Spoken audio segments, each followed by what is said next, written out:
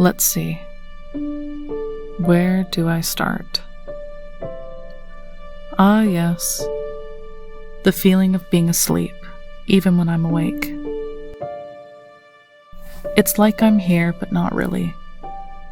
My body's present, but my mind drifts far away, watching my life unfold like a child peering into a snow globe, daydreaming the days away.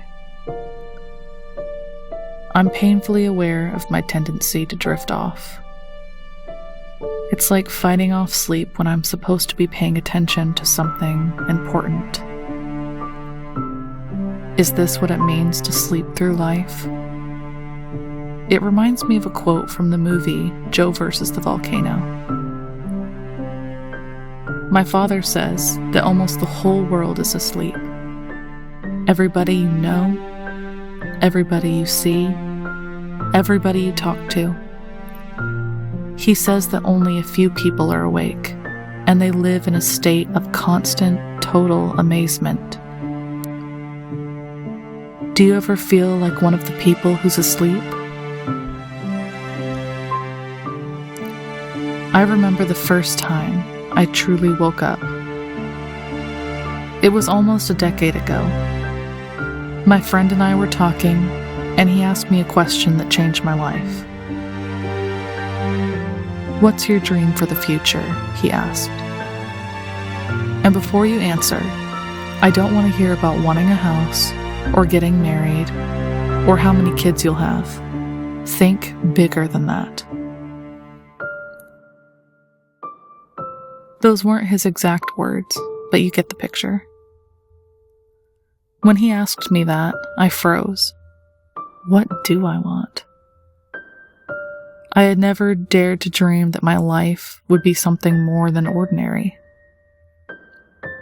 Suddenly, it was like I was swimming to the surface, gasping for fresh air for the first time in ages. And now that I'm above the surface, what do?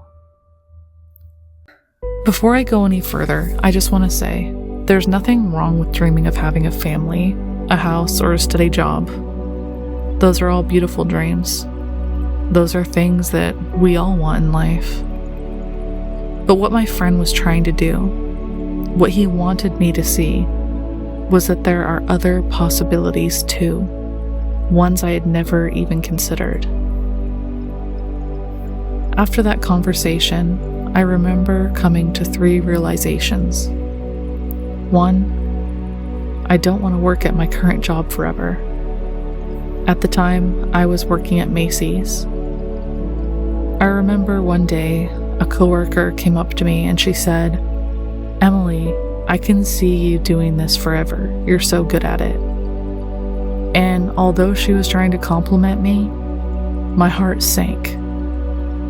I do not want to do this forever. My second realization, and it's something that I've actually known my whole life, is that I love art, and I need to do something with art. And third, I want to see the world. It was something that I had never considered a possibility.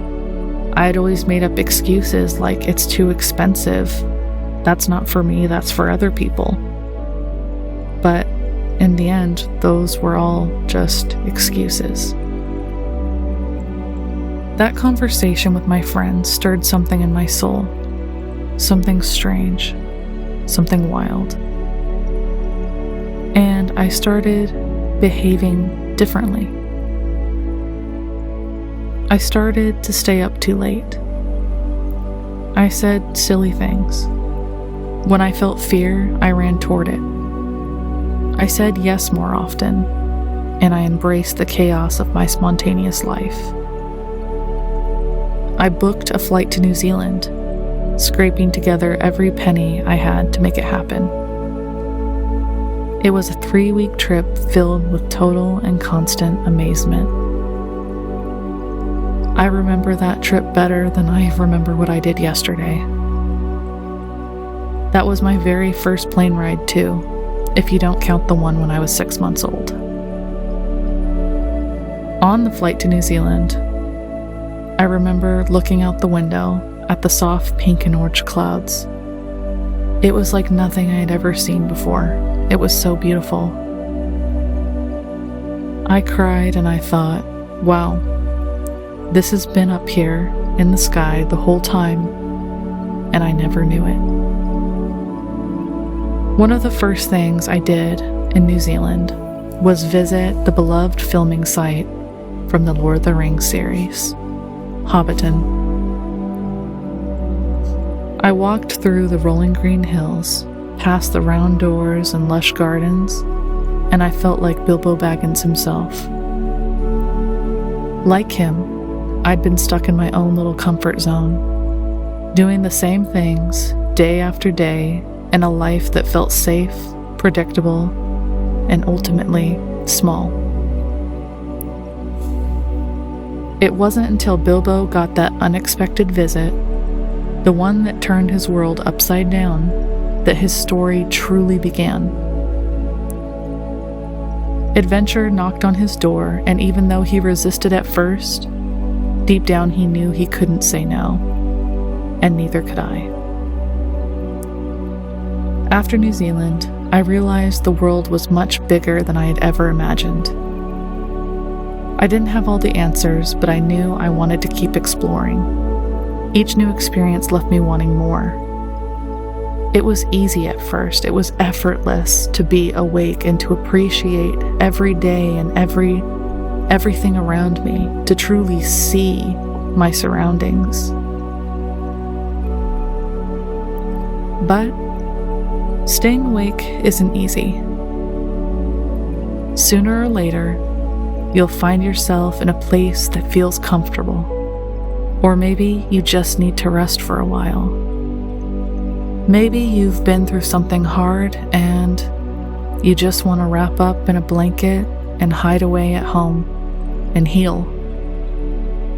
And with each passing day, it gets harder and harder to make the journey beyond Hobbiton.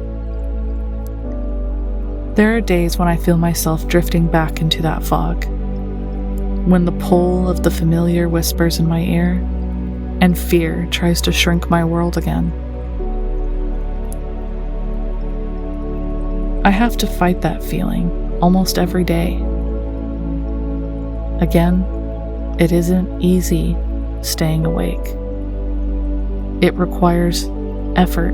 It requires daily looking into yourself, telling yourself to slow down and notice what's around you. I had a dream about it recently. In the dream, I was sitting at the dinner table, and my fiancé gently reached for my hand, pulling me back into the moment. He looked at me and said, "There you are. You drifted off again. It hurts me when you do that. But in those moments when you're awake, they make it all worth it." I jolted awake, my heart was pounding, and I felt this deep, urgent need to fight my way back into the present. Not just for myself, but for the people that I love. Because when I'm awake, really awake, I can see the world and all of its beauty. I can be fully present for myself and for others. So in those moments where I feel myself drifting off, I remind myself, I've seen what it's like to rise above the surface. I've tasted the freedom, and I know that I can get there again. Maybe you felt it too, that quiet longing to wake up, to stop sleepwalking through your days, and to start living a life you choose, not the one that just happened to you. That is what I'm trying to capture in this piece I'm working on. The moment when adventure calls. The moment you step outside the safety of your own home and answer that knock on the door. It's a reminder that there's a whole world out there waiting for you to step into it. Say yes more. Go on that adventure, even when you're feeling introverted and just want to hide in your room. Life is about memories. Save up for that trip. Buy the tickets. It's worth it, I promise. Take the pictures. Journal so you can relive those beautiful moments over and over again. If you love to draw, create art from those moments. That's what helps me to slow down and appreciate every single experience. I hope this story resonates with you, and that it sparks something in your heart, the way my friend's question once sparked something in mine. This piece is drawn from a picture I took years ago on a trip around the world that changed everything.